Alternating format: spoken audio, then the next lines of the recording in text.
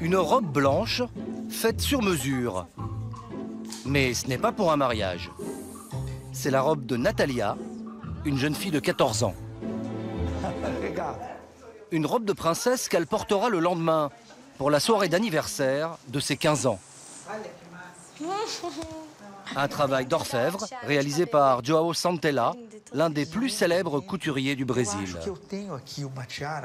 On a inventé cette robe pour Nathalie. Pour Nathalie, on dit Nathalie, non? C'est beaucoup de travail parce que c'est tout fait à la main. Et elle adore tout ce que brille, enfin. Tout ce qui brille a un prix. 10 000 € pour la robe des 15 ans. Toute faite de tulle, strass et perles blanches. La maman est aux anges. C'est une princesse, elle est très belle. C'est une fille extravertie, dynamique et joyeuse. Une jeune fille dynamique et joyeuse qui fait partie de la grande bourgeoisie de la ville. Sao Paulo, une mégapole de 19 millions d'habitants, la capitale économique du Brésil. C'est ici que vivent les grosses fortunes du pays. Pour éviter les enlèvements et les agressions, les millionnaires se déplacent en hélicoptère ou en voiture blindée, comme Natalia. Fille d'un célèbre avocat, elle a en permanence à sa disposition un véhicule et un chauffeur. Sa fête sera l'événement mondain de l'année à Sao Paulo. Au téléphone, ses copines trépignent d'impatience. La prochaine fois que je vais te voir, c'est demain à ta fête. Oh, je sais, j'y crois pas. Je vais devoir me doper pour tenir jusqu'au bout de la nuit. Je vais en profiter à fond. Allez, ciao. Merci, je t'embrasse, ciao. J'ai invité toutes les classes de 3e de mon école, tous les garçons et les filles, ça fait à peu près 200 personnes. Les 15 ans ici, on aime faire ça tous ensemble. Faut qu'on vive cette fête très intensément. La fête des 15 ans. En Amérique latine, c'est le moment le plus important dans la vie d'une jeune fille. Une tradition importée par les colons portugais et espagnols, à mi-chemin entre un rallye et le bal des débutantes. Dans les années 50, une fille de 15 ans était déjà prête à marier. Il fallait donc faire une fête pour la présenter à la société afin qu'elle trouve un prétendant à sa mesure. Considérées comme ringardes à partir des années 80, les fêtes de 15 ans sont redevenues à la mode depuis une dizaine d'années. Avec la prospérité économique, le nombre de millionnaires a explosé au Brésil et ces soirées servent aussi à étaler sa richesse. Il existe désormais des magazines sur papier glacé entièrement consacrés aux fêtes des 15 ans. Il y a aussi une émission de télévision très bling-bling consacrée à cet événement.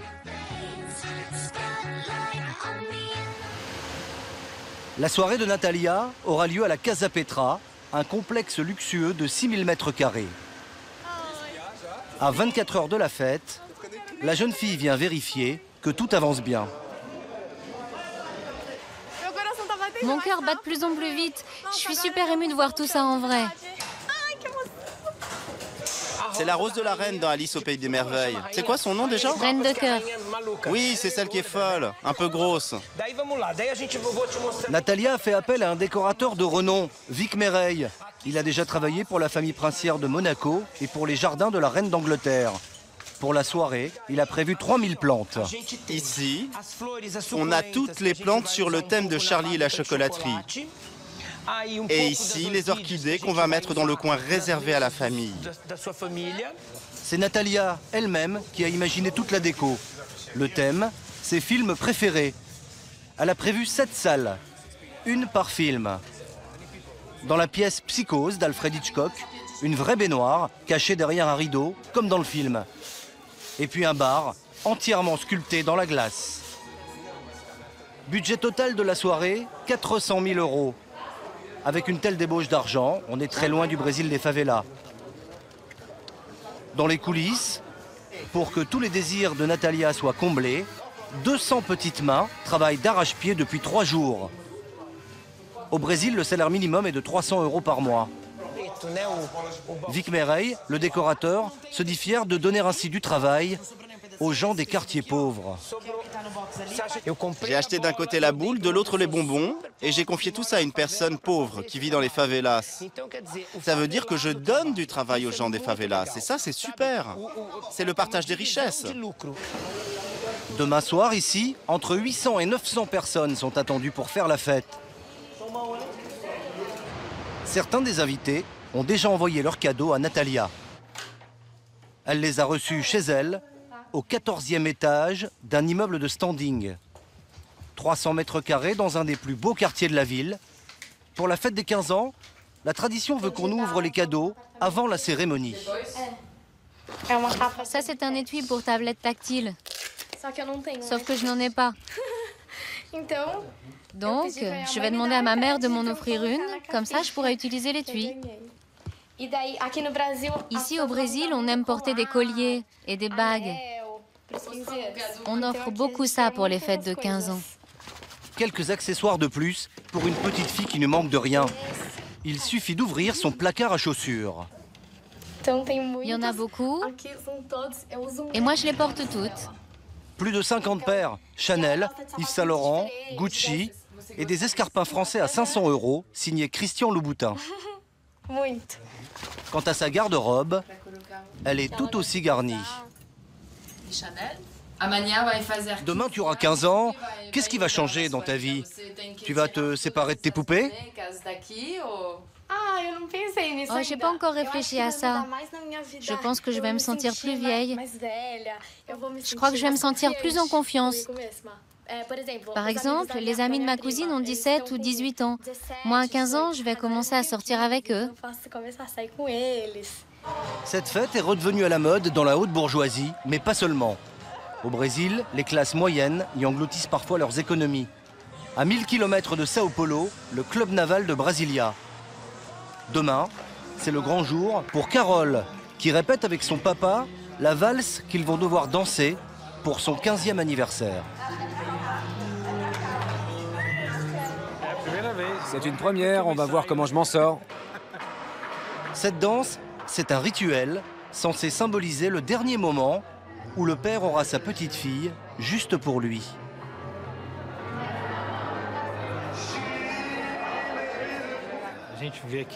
Ma fille était toute petite, elle a grandi.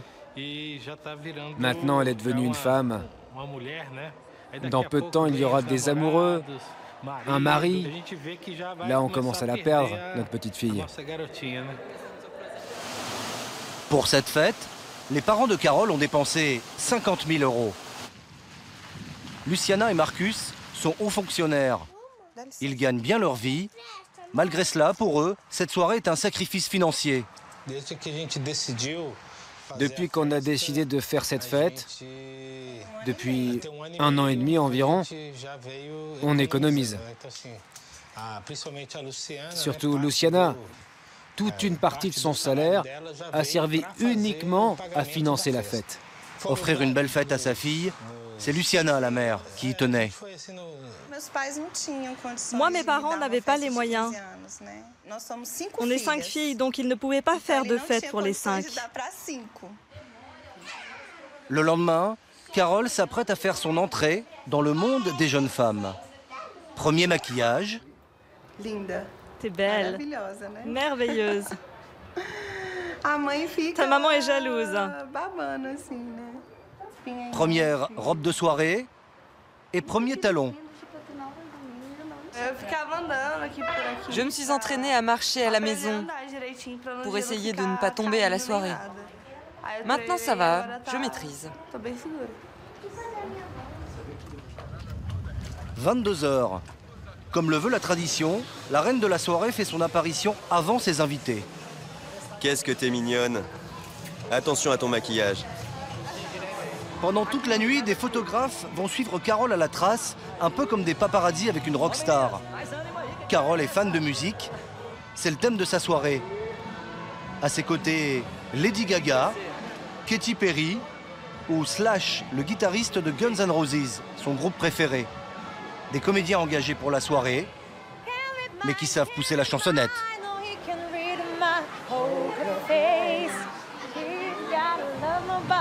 On s'y croirait. Enfin presque. Les invités de Carole sont tous des fils et filles de fonctionnaires de Brasilia, évoluant dans le même milieu social que ses parents. Il est presque minuit. Derrière la scène, Carole est un peu stressée avec sa robe des 15 ans. Elle n'a pas voulu de violon, mais un morceau des Guns N' Roses pour faire son entrée sur scène.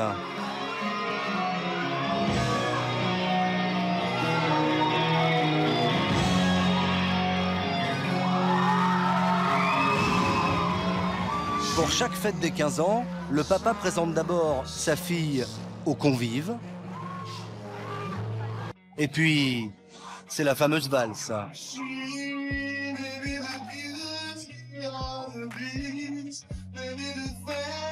Pendant la soirée, Carole ne dansera pas qu'avec son père. La tradition veut qu'on lui trouve un prétendant. Luciana, la maman, a déjà fait son choix. C'est Bernardo, celui qui va danser avec elle. Je le trouve trop mignon. C'est un chouette garçon. Mais pour l'instant, Caro, elle n'est pas intéressée par ça. Bernardo, le prétendant validé par la maman, aura toute la nuit pour tenter de séduire Carole.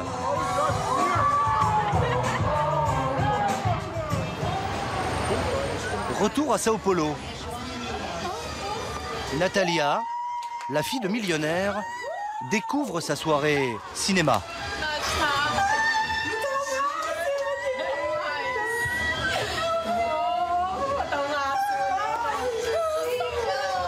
Elle va aller de surprise en surprise. Direction les toilettes. Du sol au plafond, tout a été refait en rose, rien que pour elle. Une idée de Vic, le décorateur. Vic, j'adore! Tout cela pour rappeler l'un de ses films préférés, La Panthère Rose. Côté garçon, c'est Indiana Jones. C'est pas génial? Ne pleure pas, hein? Si, je vais pleurer. Ah, c'est trop! Il y a des vrais palmiers. Une ambiance jungle pour la pause pipi. Une déco éphémère. Elisa! C'est trop fort! J'y crois pas! Incroyable! Les 900 invités commencent à arriver. Tous issus du même monde. Blancs, riches, bien habillés. Au Brésil, la haute bourgeoisie forme une classe à part et ne se mélange pas.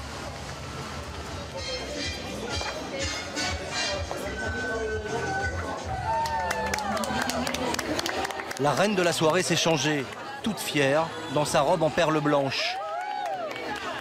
Le premier baiser, c'est pour son papa. Papa, merci! Il a payé sans sourciller les 400 000 € de la soirée. Dans la haute bourgeoisie de Sao Paulo, la règle est de saluer les invités un à un. T'es belle. Pendant 1h30, la famille va se plier au protocole. Merci. Pour le papa, Antonio Ruiz Filho, réussir cette soirée, c'est une question de prestige.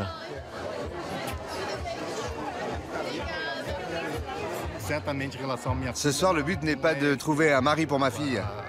Je veux simplement la présenter à la bonne société et qu'elle fasse la fête avec ses amis.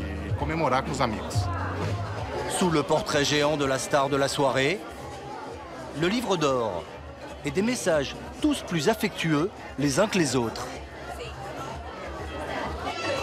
Natalia, ma chérie, ton jour est enfin arrivé. Éclate-toi.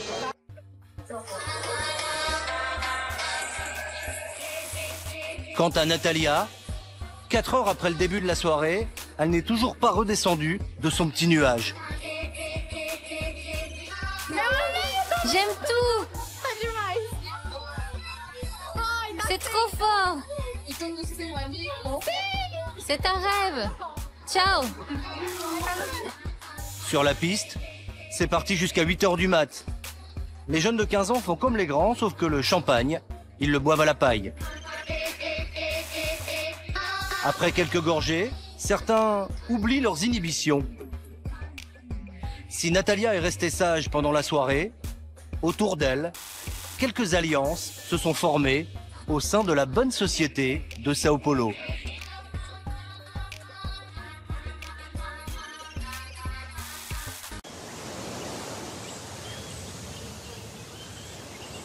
Sur la plage, même les noix de coco semblent être en or. Au cœur de la jungle mexicaine, un fief de privilégiés face au Pacifique.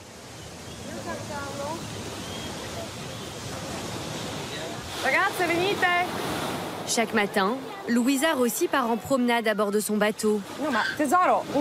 Avec ses 3 filles, quelques amis et du personnel. Regardez les filles, les grottes!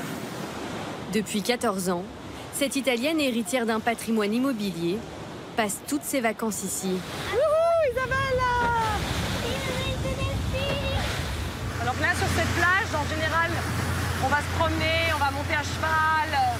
C'est spectaculaire, on est seul sur cette plage, il n'y a personne. Les seules créatures dans les environs sont les dauphins.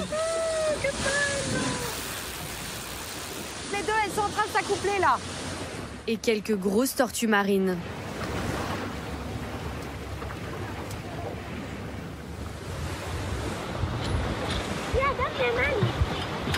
Pour ne rien gâcher, le skipper à bord s'occupe de tout. Service 5 étoiles.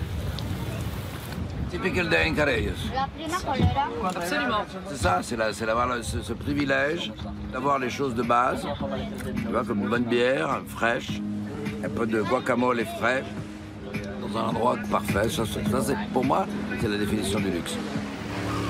À Carayes, le luxe n'est peut-être pas tape à l'œil, mais il est omniprésent.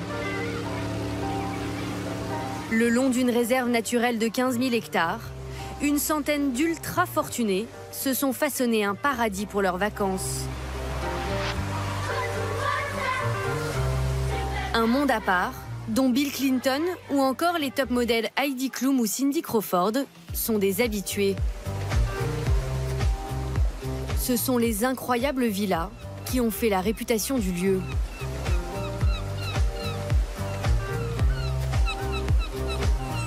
Piscine à 360 degrés ou en forme de piste d'atterrissage sur 75 mètres de long. Quand elles ne sont pas occupées par leurs propriétaires, ces maisons se louent jusqu'à 11 000 € la nuit. Ultra sécurisées, clôturées et gardées 24 heures sur 24. Carayes n'est pas officiellement un village, mais il possède sa place centrale, ses boutiques et ses restaurants, ainsi que les plus grands terrains de polo du Mexique. À l'origine, ce domaine est l'utopie d'un homme, Gianfranco Brignone. En 1968, ce promoteur immobilier italien survole ces terres, alors totalement vierges. Sur un coup de tête, il achète 12 km de côte pour 2 millions d'euros. Brignone bâtit des palais après avoir demandé l'autorisation à la nature, à sa façon excentrique. Pierre, te pido permiso de chingarte, pero te prometto que vamos chingarte bien, porque te amamos de amor. Il vend ensuite plusieurs de ses maisons fantaisistes à la jet-set bohème du monde entier.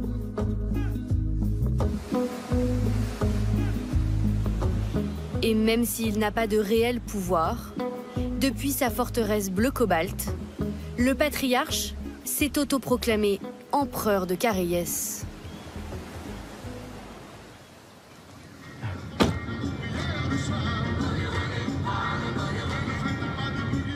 Chaque matin, le souverain de 92 ans, aux goûts musicaux très français, inspecte son royaume. Pourquoi vous faites ce tour en voiture?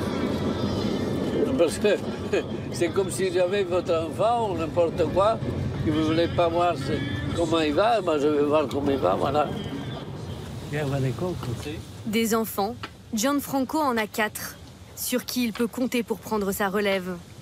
À commencer par Filippo, qui après avoir travaillé dans la finance en Europe, s'est installé ici il y a 5 ans, dans ce donjon de 27 mètres à l'architecture mystique, surnommé le Tigre de la mer. Et ça, c'est pour monter au ciel ou pour les extraterrestres pour descendre. En guise de bienvenue pour les éventuels extraterrestres, 2 bouteilles de tequila. Cette bâtisse bleue est la première villa à avoir été construite à Careyes. Et elle a dicté des règles bien précises pour l'ensemble du domaine. C'est Manuela, la fille de Gianfranco, architecte de profession, qui est en quelque sorte la gardienne du temple. Les bâtiments ne doivent pas compter plus de 2 étages. Aucune ligne droite, pas une seule vitre, et surtout des murs parfaitement intégrés dans le paysage.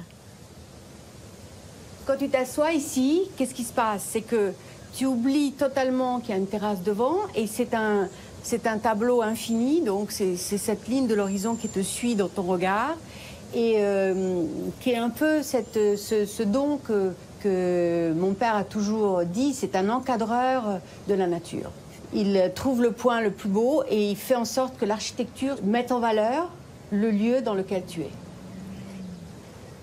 45 ans plus tard, Manuela et son père continuent de construire de nouvelles maisons sur la côte de Careyes. Comme cette villa de 350 mètres carrés, vendue 2 millions d'euros il y a 1 an, avec piscine à débordement, et son petit nid en osier suspendu pour faire la sieste.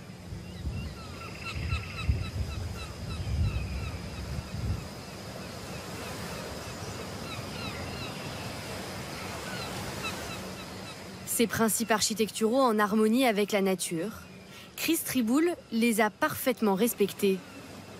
Cet industriel dans l'aéronautique, qui réside à Beverly Hills, s'est offert ce cocon il y a 18 ans. Quand j'ai fait construire la maison, mes enfants avaient 1 ou 2 ans. Alors j'ai dit à l'architecte, fais en sorte que la piscine longe le bord de la terrasse pour que mes enfants ne tombent pas de la falaise. Le sol en béton de la maison a été entièrement martelé à la main. Et chaque pièce a vue sur mer. Des règles d'architecture. Vous servez le repas? Merci. Mais aussi des rituels de convivialité. Ici, entre soi, on se reçoit. Une société à part, avec ses codes, parfois surréalistes. Pour acheter ici, il faut être adoubé par un comité animé par Filippo, le fils de l'empereur. Et remplir 27 critères, comme parler au moins 2 langues, avoir commis la plupart des 7 péchés capitaux, mais surtout être solvable. Tous ces gens propriétaires ici, est-ce qu'ils répondent aux 27 critères de votre père? Ils répondent plus ou moins à plus ou moins tout. Gary, le seul problème, c'est qu'il aurait peut-être sur lequel il répond pas, c'est sur les différentes langues. Il parle pas 2-3 langues, mais il commence. Mais Gary est pardonné, car c'est Gary Magness, un Américain dont la fortune est estimée à 1,5 milliard de dollars, propriétaire du plus grand réseau de télécommunications des États-Unis. Et son fils porte un prénom tout trouvé. Salut voisin, je te présente mon fils, Cable. Ravi de te rencontrer. L'homme au chapeau, lui, est grec. Il a revendu le réseau informatique pour hôpitaux qu'il a inventé, 385 millions de dollars. C'est des aventuriers d'un côté, c'est des gens qui cherchent la simplicité de l'autre, c'est-à-dire qui vivent la nature, qui aiment la nature, qui sont tous très internationaux. Il y a 42 nationalités à Careyes, qui sont arrivés un peu de partout et qui sont des bons vivants. Des bons vivants qui ne se refusent rien. Chris, qui ne passe que 6 semaines par an ici, emploie 5 personnes à l'année, payées $800 par mois, 2 fois le salaire moyen au Mexique. Au menu, ragoût de chèvre, guacamole, purée de haricots rouges et piment mariné.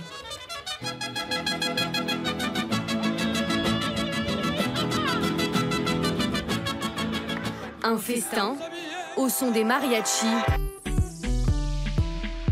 pour l'anniversaire de Dietrich, le fils de Chris.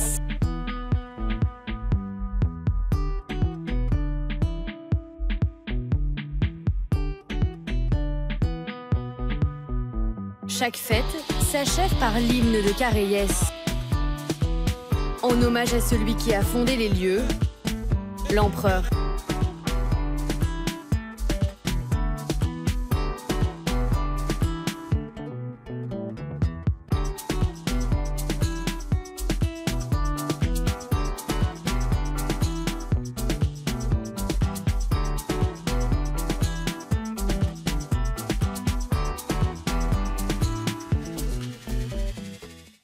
Dernier rituel immuable de la journée, et pas le plus désagréable. Écoutez, le coucher du soleil. Une margarita, c'est une tradition ici. Tu vois, l'idée de toutes ces maisons, c'est que tu sens la main de l'homme. C'est toujours très organique.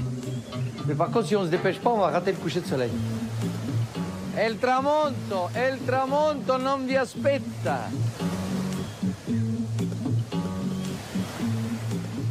Et on lui dit tous les jours, jusqu'à demain, hasta mañana. Louisa, 28 ans, est la petite amie de Filippo. Vous vous souvenez du jour où vous avez découvert cette vue? Oui, c'était le moment où il me draguait. Oui, c'était surtout ça.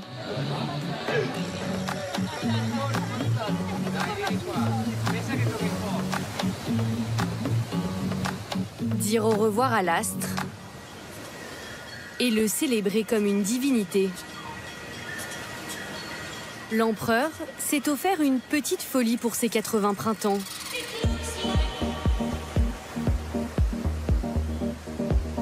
La coupe du soleil.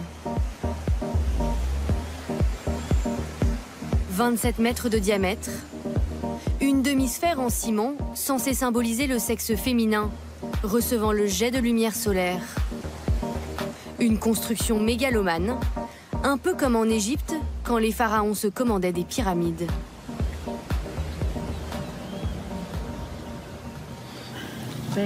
Pliez vos genoux, avancez sur l'avant de votre tapis et redressez-vous. Manuela et son frère Giorgio viennent y faire leur séance de yoga matinale.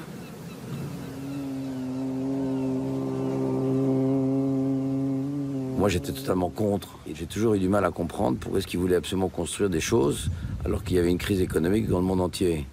Et en fait, il a construit des choses très très spéciales justement dans ces moments-là. Il a fait des choses qui finalement pourraient paraître inutiles ou invendables. Et en fait, finalement, c'est ça qui a fait l'endroit. Quand Coppola est venu une fois ici, il nous a dit « Ah mais moi j'aimerais bien faire un film avec la naissance d'un enfant dans la coupe ». À Careyes, les plus jeunes sont également priés de rendre hommage à la nature. Chaque année, un concours un peu particulier réunit les enfants. L'objectif, redonner vie à la nature morte en créant une œuvre d'art. On colle le petit scorpion dans le bateau? D'accord. Pour leur création, Vania, 8 ans, et Ariana, 6 ans, ne peuvent utiliser que des éléments naturels. C'est le règlement. Je crois que c'est la tête d'un poisson. Et on a d'autres animaux aussi. Comme un petit scorpion retrouvé mort dans leur salle à manger, mais aussi 2 crabes ramassés sur la plage. Oh. Maria Rosé, la mère d'Ariana, est architecte à Mexico. C'est l'heure de la remise des prix sur la place principale de Careyes. Parmi les œuvres, une danseuse tahitienne en bois flotté, un oiseau rêveur avec sa queue de brindille, une tortue tout en coquillage ou un dinosaure. Les enfants des villages voisins participent aussi. Leurs parents font partie des 1500 employés qui travaillent dans les villas. Allez, ça commence! Là encore, l'excentricité est de rigueur. Le navire! Le second prix est un poulet. Regardez sa tête! Il a l'air trop content! Ça te plaît? Premier prix! Et le premier prix? La régate des bateaux fantastiques. Un bébé lapin, immédiatement adopté par Vania et Ariana, les grandes gagnantes. Ne le tuez pas, ne le tuez pas.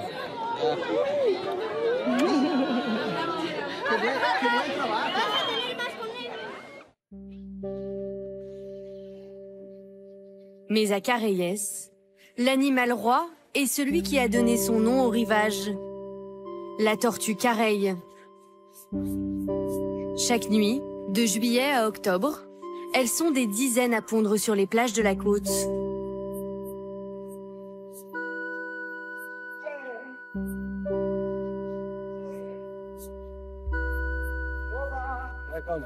« 1 350 000 œufs ont déjà été recensés cette année.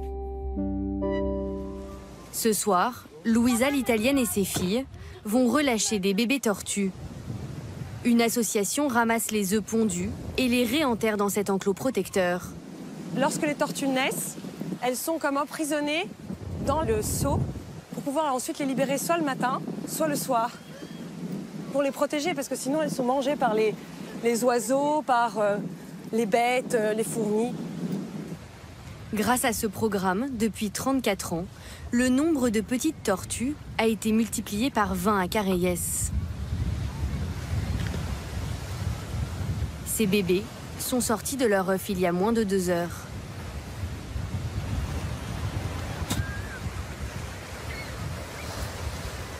Wouhou!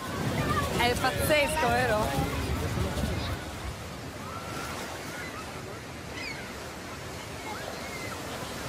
Regarde la première! Les petites tortues ont 12 heures pour atteindre les premiers coraux.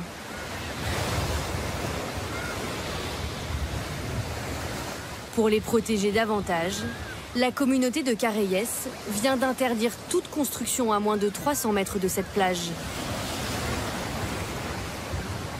Cheers et viva! Une manière aussi de garder ce paradis encore un peu plus longtemps confidentiel.